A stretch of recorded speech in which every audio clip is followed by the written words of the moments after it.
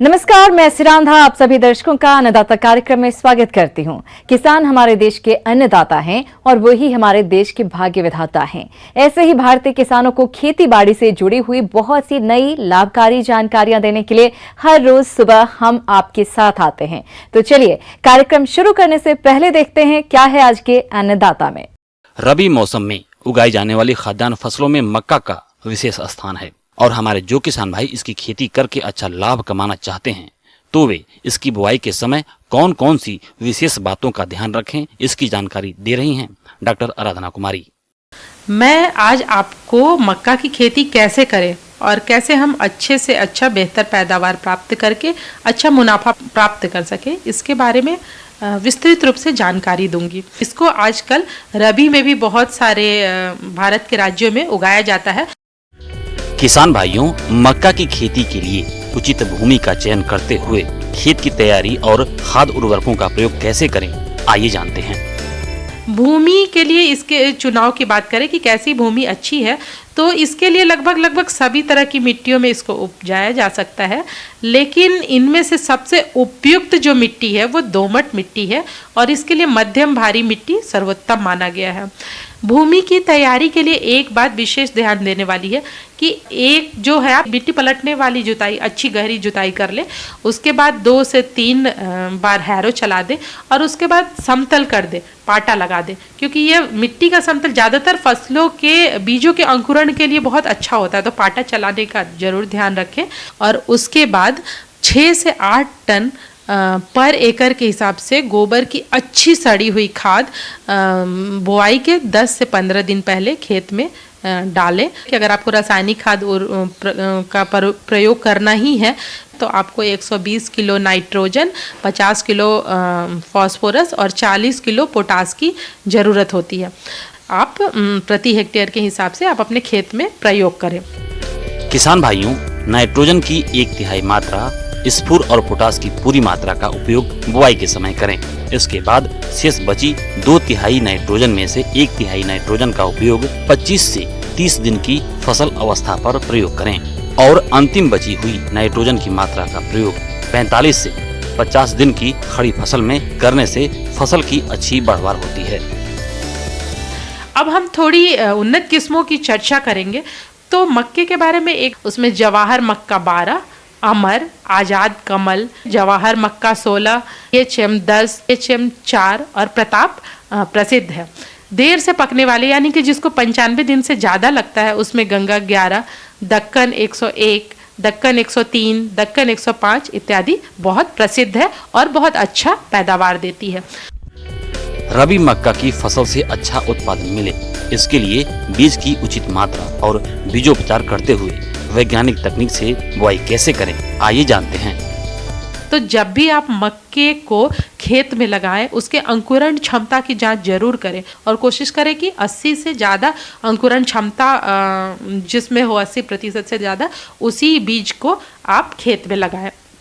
अब बीज दर की बात करें तो 20 से 25 केजी पर हेक्टेयर बीज दर है। एक बात अवश्य ध्यान रखें कि अगर आप हाइब्रिड बीज लगाते हैं तो हर साल उसको बदलने की ज़रूरत है। अगर हम बीजोपचार की बात करें तो बीजोपचार इसके लिए बहुत ज़रूरी है। इसके लिए फफूंदनाशक लगाना है तो थीरम को 3 ग्राम पर किलोग्राम सीड के दर से उसको आप प्रयोग करें। और उसके बाद एक बहुत बड़ी बात है कि एजोटोबैक्टर जो कि एक जैविक खाद है, उसका इस्तेमाल आप 5 ग्राम पर किलोग्राम बीज के हिसाब से ज़रूर करें। थोड़ी देर के लिए उसको सुखाना है छाया में, ये उसके सरफेस पे जो है उस पर चिपक जाए और ये आपको बाद में अच्छा फ़ायदा दे। शरदकालीन मक्का के रूप में इसकी बुआई करते हैं तो अक्टूबर के अंत से लेकर नवंबर फर्स्ट वीक में आप इसको लगा सकते हैं। अगर दूरी की बात करें तो कतार से कतार की दूरी 75 सेंटीमीटर अच्छी होती है और पौधे से पौधे की दूरी 22 सेंटीमीटर के लगभग रखें तो आपके लिए अच्छा होगा। और चूंकि मक्के का बीज थोड़ा बड़ा होता है साइज़ में, तो ज़रूरी नहीं है कि आप इसको एकदम उथला लगाएं। इसको 3 से 5 सेंटीमीटर की गहराई पे लगाएं और ये अच्छे से जर्मिनेट होगा और धूप से इसको कुछ खास नुकसान नहीं पहुंचेगा तेज़ धूप में। किसान भाइयों, मक्का की फसल की उचित बढ़वार हो, इसके लिए खेत को खरपतवारों से मुक्त रखते हुए सिंचाई कैसे करें, आइए जानते हैं। खरपतवार नियंत्रण इसके लिए बहुत ज़रूरी है। तो 30 से 40 दिन तक इस पौधे को खरपतवार से मुक्त रखना बहुत ही ज़रूरी है। इसलिए पहली निराई गुड़ाई आप 25 से 30 दिन बुआई के बाद करें और दूसरी जो है निराई गुड़ाई वो 40 से 45 दिन बाद बुआई के बाद करें। अब हम थोड़ी चर्चा सिंचाई के बारे में करेंगे, जो कि एक बहुत महत्वपूर्ण पहलू है। तो अगर आपको पहले आपके पास सिंचाई की पर्याप्त व्यवस्था और अगर आप 5 सिंचाई लगा सकते हैं तो पहली सिंचाई जो होती है वो बुआई के 15 से 20 दिन बाद आप दें। दूसरी सिंचाई फसल जब घुटने तक आ जाती है तब करें। तीसरी सिंचाई जब नर फूल आते हैं तब करें। चौथा सिंचाई भुट्टा बनने पर करें और पांचवा जो सिंचाई है वो दाना भरने पर करें। अगर आप इन सब स्थिति में सिंचाई प्रदान कर सकते हैं पौधों को तो निश्चित तौर पे आपको बहुत अच्छा लाभ होगा और आपकी पैदावार बहुत अच्छी होगी। ब्रेक के बाद आप सभी दर्शकों का अन्नदाता में एक बार फिर से स्वागत है। चलिए अब रुख करते हैं अगली कड़ी की ओर। हमारे जिन किसान भाइयों ने मसाला फसलों के अंतर्गत मिर्च की नर्सरी डाली थी उनकी पौध रोपाई के लिए तैयार है। तो वह तैयार पौध की रोपाई करने के लिए खेत की तैयारी से लेकर रोपाई तक के सभी कार्यों को वैज्ञानिक तरीके से कैसे करेंगे, इसके बारे में जानकारी के लिए मिलते हैं कृषि विज्ञान केंद्र शहडोल के वरिष्ठ वैज्ञानिक डॉक्टर मृगेंद्र सिंह से। भारतवर्ष में मिर्च की खेती दो रूपों में की जाती है, तो सब्जी के लिए भी की जाती है और मसालों के रूप में भी की जाती है और काफ़ी बड़े एरिया में इसकी खेती की जाती है। इसमें हमें सबसे बढ़िया ज़मीन की आवश्यकता होती है जिसमें ऑर्गेनिक कंटेंट ह्यूमस की मात्रा हो और 6.5 pH से लेकर 8 pH मान तक वाली ज़मीन में इसकी खेती की जा सकती है। सबसे पहले खेत की तैयारी करें तो खेत को 3-4 जुताई करके इसमें पाटा लगा के और 20 से 25 टन गोबर की खाद अच्छी तरह से मिला दें। इसको नाइट्रोजन की दूसरी फसलों की अपेक्षा ज़्यादा आवश्यकता होती है। वैसे तो न्यूट्रिएंट मैनेजमेंट के लिए सबसे अच्छा है कि आप अपने सॉइल हेल्थ कार्ड के हिसाब से उसमें फसल के अनुसार आप उसमें उर्वरक दें, लेकिन जो रिकमेंडेड है वो 150 kg नाइट्रोजन और आपका 80 kg फास्फोरस, 60 kg पोटेशियम। तो इसका एक थंब रूल है कि फास्फोरस, पोटेशियम और नाइट्रोजन की आधी मात्रा आप ट्रांसप्लांटिंग के ठीक पहले इसको दे दें और बाकी जो नाइट्रोजन की आधी मात्रा है बाद में जब 15 से 20 दिन के बाद आप निदाई गुड़ाई करते हैं उस समय दे दें। आजकल अगर किसान भाई ड्रिप पे इसकी खेती कर रहे हैं तो NPK के फर्टिगेशन NPK 19-19-19 को दे सकते हैं। मिर्च की खेती के लिए जैसा मैंने आपको पहले बताया कि इसमें मसाले वाली और सब्जी वाली दोनों तरह की फसलें हैं, दोनों तरह की किस्में अपने पास उपलब्ध हैं। किसान भाइयों, मिर्च का अधिक उत्पादन देने वाली किस्मों की बात करें तो उनमें प्रमुख हैं काशी विश्वनाथ, जवाहर मिर्च 283, काशी अनमोल, जवाहर मिर्च 218, अर्का सुफल इत्यादि। इसके अलावा उन्नतशील संकर किस्में हैं काशी अरली, काशी सुर्ख, काशी हरिता, HPH 1900, उजाला और US 611 संकर किस्मों का चयन कर रोपाई कर सकते हैं। किस्मों के बाद बात आती है बीज और बीज दर की। तो इसमें जो ओपी वैरायटी हैं उनके लिए 500 से 600 ग्राम प्रति हेक्टेयर बीज की आवश्यकता होती है और जो हाइब्रिड वैरायटी हैं उनको 350 से 400 ग्राम प्रति हेक्टेयर बीज की आवश्यकता होती है। किसान भाई इस बात का ध्यान रखें कि जब इसका पौधे की ट्रांसप्लांटिंग करें उस समय रूट ट्रीटमेंट भी करें, तो उसके लिए आप कार्बेंडाजिम से आप उस नर्सरी को निश्चित रूप से ट्रीट करें जिससे फफूंदजनित बीमारियाँ ना आए। अब बात आती है इसके पौधरोपण की, ट्रांसप्लांटिंग की। तो आप देख लें क्यारियों में या सबसे अच्छा तरीका होता है कि रेज्ड बेड में इसको लगाएं।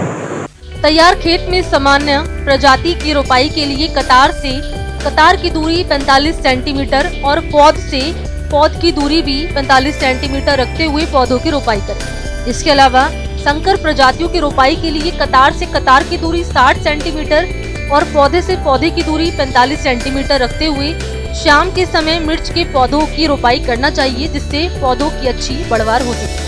खरपतवार नियंत्रण।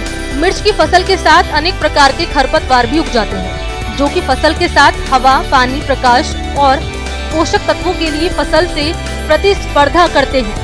इसलिए मिर्च की फसल में पहली निंदाई गुड़ाई रोपाई के 20 से 25 दिन बाद और दूसरी निंदाई गुड़ाई 35 से 40 दिन बाद करके फसल को खरपतवारों से मुक्त रखें। इसमें सबसे जरूरी चीज जो है मिर्च में, वो है नमी, सिंचाई। किसान भाइयों, मिर्च की पौध रोपाई के बाद हल्की सिंचाई करना अति आवश्यक है। उसके बाद 1 हफ्ते बाद सिंचाई करें और फसल से ज्यादा उत्पादन प्राप्त करने के लिए मिट्टी के प्रकार को ध्यान रखते हुए फसल की जरूरत के हिसाब से सिंचाई करते रहना चाहिए। मिर्च की फसल में फूल और फल लगने की अवस्थाओं में पानी देना अति आवश्यक होता है। तो ये मुख्य रूप से अगर आप इन चीज़ों का ध्यान रखेंगे तो मिर्च की फसल काफ़ी अच्छा वो देती है और लंबे समय तक इसमें फलन आता रहता है और किसान भाई इससे अच्छा लाभ कमा सकते हैं। कृषि में प्रयोग होने वाले यंत्रों में यदि ट्रैक्टर की बात की जाए तो इसका प्रयोग हमारे अधिकतर किसान भाई करते हैं, लेकिन इसके प्रयोग करने से पहले और प्रयोग करने के बाद इसके रखरखाव और मरम्मत पर विशेष ध्यान नहीं देते हैं, जिसके कारण ट्रैक्टर में डीजल की अधिक खपत और जल्द खराब हो जाने की वजह से मरम्मत पर खर्च भी अधिक होता है। तो आप किस तरह से करें ट्रैक्टर की देखरेख, इस बारे में सुझाव दे रहे हैं डॉक्टर सतीश शर्मा। जैसा कि आज का विषय है ट्रैक्टर का सुरक्षित प्रचालन और देखभाल कैसे करें। ट्रैक्टर एक प्राइम मूवर है जिसके द्वारा कम गति और अधिक खिंचाव वाला, अधिक लोड वाला कार्य लिया जाता है। सबसे पहले इसके टायर के बारे में बताऊंगा। टायर घिसे नहीं, टायर के ऊपर जो लक्स हैं अथवा जो गुटके हैं वो बरकरार रहना चाहिए, नहीं तो रिवोल्डिंग करके और या नया टायर पीछे लगाना जरूरी है, अन्यथा जो है खिंचाव शक्ति का, ड्राफ्ट का नुकसान होगा, जो कि नहीं होना चाहिए। और अगले पहिए में ट्रैक्टर में हवा का जो दबाव है वो जो है ज़्यादा PSI होता है, अधिक रखा जाता है। पिछले पहिए में हवा का दबाव कम रखना चाहिए, क्योंकि हम जो खिंचाव वाला कार लेते हैं और ट्रैक्टर क्या चिपक के चलना चाहिए, जिससे हमको ड्राफ्ट ज़्यादा मिलेगा। डीजल की कुशल बचत के लिए मैं आपको उल्लेखित करना चाहूँगा कि डीजल की जो लाइन में यदि हवा आ जाती है तो हमारे चालक को ये ध्यान देना चाहिए, क्योंकि ये तकनीकी चीज़ है, उस हवा को तत्काल निकालें। उसके बाद जो है प्राइमरी फ्यूल फिल्टर और secondary fuel filter, fuel filter के जो एलिमेंट्स हैं उन एलिमेंट को समय समय पर 150 घंटे की ट्रैक्टर का जब प्रचालन हो जाए तो 150 घंटे के बाद बदलना बहुत जरूरी होता है, क्योंकि ये डीजल के छन्ने हैं, डीजल की उचित देखभाल करते हैं। इसके अलावा आप जो डीजल उपयोग करते हैं वो अच्छी क्वालिटी का होना चाहिए और उसमें कभी भी कोई दूसरा पदार्थ जैसे केरोसिन इत्यादि का प्रयोग ना करें, क्योंकि इनके प्रयोग से पानी के निकास पर विपरीत अंतर पड़ता है और पंप की कार्य करने की अवधि कम हो जाती है। इसलिए आप मिलावट कदापि न करें और पंप में डीजल हमेशा छान कर डालें। और इसके बाद लुब्रिकेशन प्रणाली में अपन डिप स्टिक से हमारा चालक जांच लेता है कितना जो है ऑयल संप में ऑयल भरा हुआ है। लगभग 20 से 25 लीटर ऑयल भरा जाता है। ऑयल संप जो है इंजन के नीचे रहता है, सबसे नीचे। डिप स्टिक खोलकर और डिप स्टिक में ऑयल का लेवल नाप लेते हैं और ऐसे ही 40 क्वालिटी का 40 नंबर ग्रेड का ऑयल जो है भरना चाहिए। और ये जो है अतिरिक्त हीट को निकालता है, लुब्रिकेशन करता है, घर्षण को कम करता है, इससे पुर्जे कम घिसते हैं। इंजन के जो पार्ट्स हैं उनकी आयु बढ़ जाती है और ट्रैक्टर कम बोर मांगता है। अगर जो है स्नेन प्रणाली उचित रूप से कार्य नहीं करेगी, हमारा इंजन जल्दी ही नीला या सफ़ेद धुआं देगा।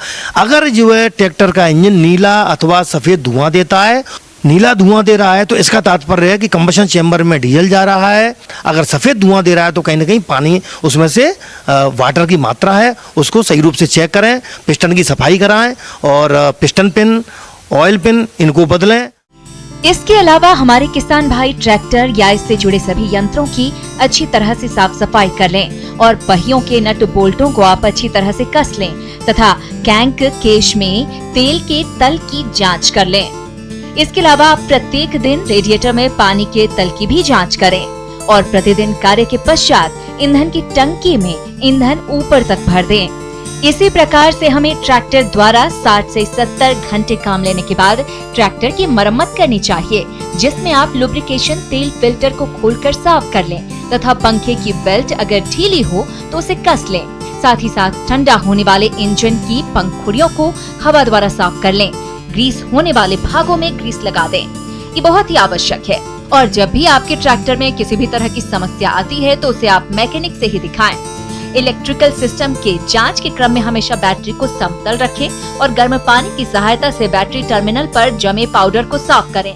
विद्युतीय प्रणाली की देखभाल समय समय पर बहुत जरूरी है, क्योंकि बैटरी का जो सिस्टम जो रहता है, बैटरी में केमिकल के रूप में नमक वाला तेजाब भरा जाता है। इसका जो आपेक्षिक घनत्व है 1.28 होना चाहिए, जिसको हम निकलसन हाइड्रोमीटर द्वारा मापते हैं। अगर ये देखरेख हमारा किसान भाई उचित रूप से जो करता है तो निश्चित रूप से ट्रैक्टर की आयु बढ़ जाती है और उसे खेती में ये बहुत लाभ पहुंचाता है। मौसम के अनुसार प्रबंधनों पर ही टिकी है आपकी खेतीबाड़ी, इसलिए मौसम पूर्वानुमान और उस पर आधारित साप्ताहिक कृषि सलाह इस प्रकार है। भारत मौसम विज्ञान विभाग ग्रामीण कृषि मौसम सेवा केंद्र सीहोर से प्राप्त मौसम रिपोर्ट के आधार पर भोपाल, रायसेन, बैतूल, होशंगाबाद और इनके आसपास के जिलों के किसानों को सलाह दी जाती है कि कोरोना कोविड-19 के गंभीर फैलाव को देखते हुए कृषि कार्यों को करने के दौरान भारत सरकार द्वारा जारी किए गए दिशा निर्देश जैसे व्यक्तिगत स्वच्छता, मास्क का उपयोग, सही अंतराल पर साबुन से हाथ धोना एवं एक दूसरे से सामाजिक दूरी बनाए रखना बेहद जरूरी है। किसान इन सभी दिशा निर्देशों का पालन करें। रबी फसलों की बोनी हेतु उन्नत बीज, खाद एवं उर्वरकों की व्यवस्था करके रखें। गेहूं की खेती करने वाले किसान पूर्ण सिंचित किस्में जैसे GSW 1203, GSW 1215, HI 8759, HI 1544, जिन किसानों के पास 1 से 2 सिंचाई की व्यवस्था है वे गेहूं की JW 3288, JW 3211, JW 3020, HI 1531 और असिंचित अवस्था में किसान गेहूं की JW 3288, JW 3173 आदि किस्मों की बोनी कर सकते हैं। इसी प्रकार चने की उन्नत किस्में BRG 202, JG 130, JG 11, JG 16, जाकी 9218 तथा काबुली चने के लिए काकटू और JG के 1 आदि किस्मों की व्यवस्था कर लें। मसूर की उन्नत किस्मों के लिए RVL 31, JL 2 आदि किस्मों के बीज की व्यवस्था कर बुआई करें। शरतकालीन गन्ने की बुआई का उचित समय है।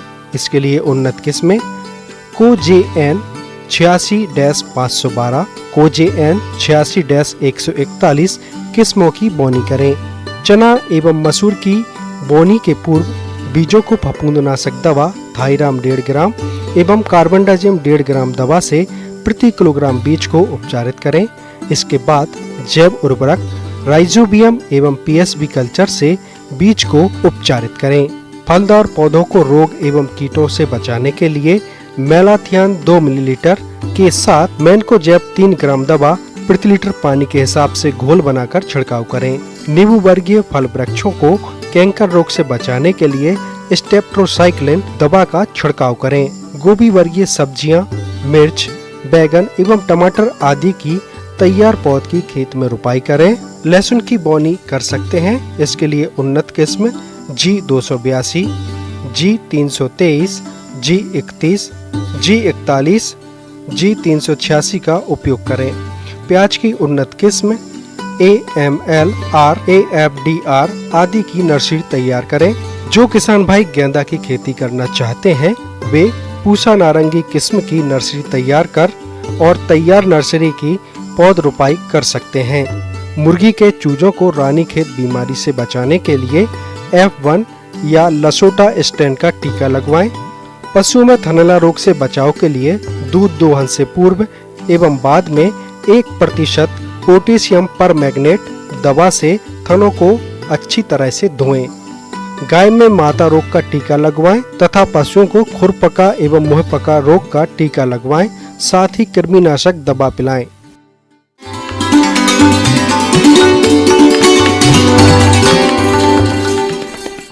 अन्नदाता हेल्पलाइन निःशुल्क फोन संपर्क सेवा के माध्यम से आपके द्वारा पूछे गए प्रश्नों में से 1 या 2 महत्वपूर्ण प्रश्न को हम अपने कार्यक्रम में शामिल करते हैं। इसी के तहत आज का चयनित प्रश्न और उसका जवाब इस प्रकार है। निःशुल्क अन्नदाता हेल्पलाइन में आज हमने जिस प्रश्न को शामिल किया है उसे पूछा है। ग्राम सिमलखेड़ा, जिला रतलाम के परिमल पटेल ने आपने बकरियों में परजीवियों और निमोनिया की समस्या के समाधान के बारे में जानकारी चाहिए है, तो इसके लिए देखिए कार्यक्रम का यह अंश। बकरी पालन अपने आप में एक बहुत ही स्वरोजगार का एक सशक्त माध्यम है, लेकिन बकरी पालन करते वक्त हमारे किसान भाइयों को उसके बीमारी के संबंध में रोकथाम और बचाव के बारे में पूर्णतः जानकारी होना बहुत आवश्यक है। बकरी आप पालन कर रहे हैं तो आप जान लें कि बकरियों में सामान्यतः कृमि की परेशानी काफ़ी होती है। आप देखेंगे जब कभी भी आप 20 से 25 बकरियां झुंड में पालते हैं, एक जगह पर पालते हैं, तो बकरियों में रीइन्फेस्टेशन ऑफ पैरासाइट यानी कि परजीवी का पुनः संक्रमण काफ़ी देखने को मिलता है और इसके वजह से बकरियों के बढ़वार में काफ़ी दिक्कत होती है और अपेक्षाकृत जो ग्रोथ हम एक्सपेक्ट करते हैं, जो हम लोग चाहना चाहते हैं, वो हमें वो ग्रोथ नहीं मिल पाता है। तो आप अगर बकरी पालन कर रहे हैं तो सबसे पहले आपको ये ध्यान देना है कि प्रत्येक 4 माह पर एक कृमिनाशक दवा फेनबिंडाजोल हो, सबसे सेफ है, जो आप प्रेग्नेंट बकरियों को भी दे सकते हैं। उसके अलावा अगर गर्भवती बकरियां नहीं हैं तो आजकल मार्केट में फेनबिंडाजोल आइवरमेक्टिन का भी कॉम्बिनेशन आता है, उसके शरीर भार के हिसाब से साल में प्रत्येक 4 माह पर अवश्य दें। यदि आपकी बकरी में इस तरह के लक्षण जैसे ठंड में कपकपी, नाक से तरल पदार्थ का रिसाव, मुंह खोलकर सांस लेना एवं खांसी बुखार जैसी चीजें दिखाई दे तो समझ लें बकरी को निमोनिया रोग है। ये बहुत खतरनाक बीमारी है और इसका शिकार किसी आयु की बकरी हो सकती है। बचाव एवं उपचार। शीत ऋतु अर्थात ठंड के मौसम में बकरियों को छत वाले बाड़े में रखें। एंटीबायोटिक 3 से 5 मिलीलीटर 3 से 5 दिन तक और खांसी के लिए कैफ्लॉन पाउडर 6 से 12 ग्राम प्रतिदिन 3 दिन तक दें। पशुओं को सर्दी से बचाने के उपाय करें। किसान भाइयों, अन्नदाता आपकी सेवा के लिए संकल्परत है। कृषि संबंधित समस्या एवं सुझावों के लिए आप हमें इस पते पर संपर्क कर सकते हैं। प्रोड्यूसर अन्नदाता, news 18 Madhya Pradesh Chhattisgarh, Ramoji film city Hyderabad 501512। साथ ही आप हमें ईमेल भी कर सकते हैं। हमारा ईमेल है p18annadatamp@nw18.com। इसके अतिरिक्त आप हमें निःशुल्क हेल्पलाइन नंबर 180041921555 पर सोमवार से शनिवार सुबह 10 बजे से शाम 4 बजे के बीच संपर्क कर सकते हैं। किसान भाइयों, अब समय हो रहा है आपसे विदा लेने का, तो हमारी पूरी अन्नदाता टीम को दीजिए इजाजत। कल फिर आपसे मुलाकात होगी कृषि संबंधित कुछ और महत्वपूर्ण जानकारियों के साथ। नमस्कार।